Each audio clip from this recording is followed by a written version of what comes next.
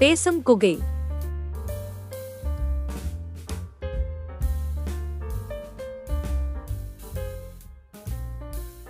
வெகு காலத்திற்கு முன்பு மிருகங்களின் ராஜாவாகிய சிங்கம் ஒரு காட்டில் வசித்து வந்தது.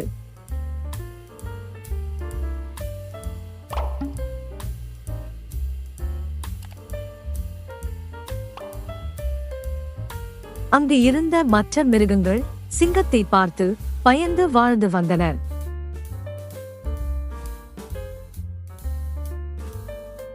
ஒருநாள் சிங்கம் இரையை தேடி காட்டில் அலையும் போது ஒரு குகையை கண்டது.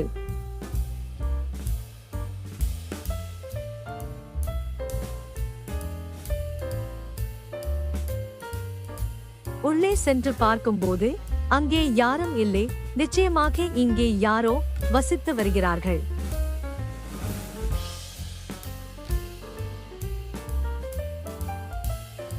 அவர்கள் வரும் வரை இங்கே இருந்தால் நிச்சயமாக பெரிய விருந்து இன்றைக்கு உண்டு என்று சிங்கம் தனக்கு தானே பேசிக்கொண்டது. அங்கே ராஜா போல் அமர்ந்து இருந்தது.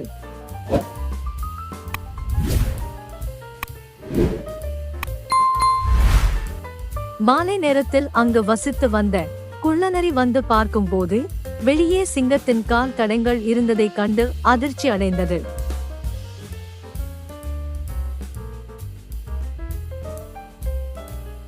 இப்போது நான் உள்ளே சென்றால் நானே அபாயத்தை ஏற்படுத்தியது போல் இருக்கும் என்று குள்ளநரி எண்ணியது.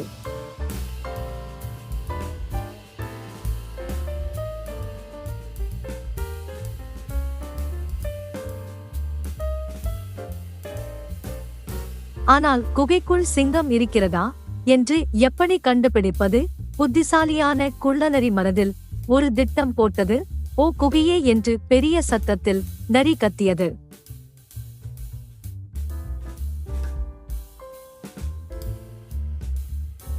இதை கேட்டு சிங்கம் சந்தோஷப்பட்டாலும் சத்தமிடாமல் பதுங்கி இருந்தது.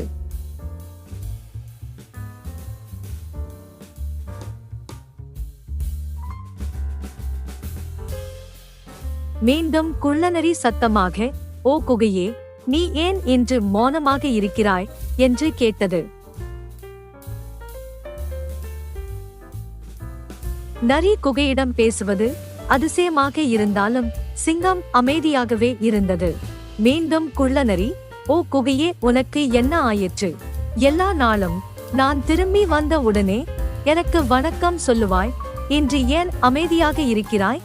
என் மேல் ஏதாவது கோவமா? நான் திரும்பி செல்கிறேன் என்று சொன்னது. அடக்கடவுளே, இப்போது நான் எதுவும் செய்யாமல் இருந்தால் எனக்கு உணவாக வேண்டிய அந்த நரி நிச்சயமாக தப்பித்து செல்லும்.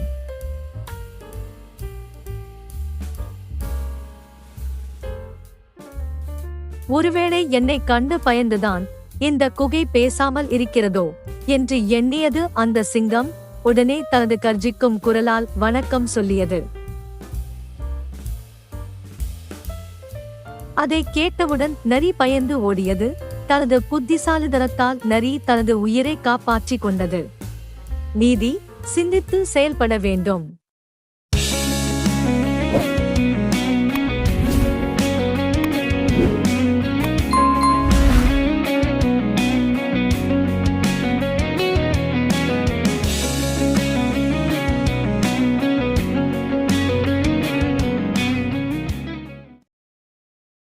Thanks for watching.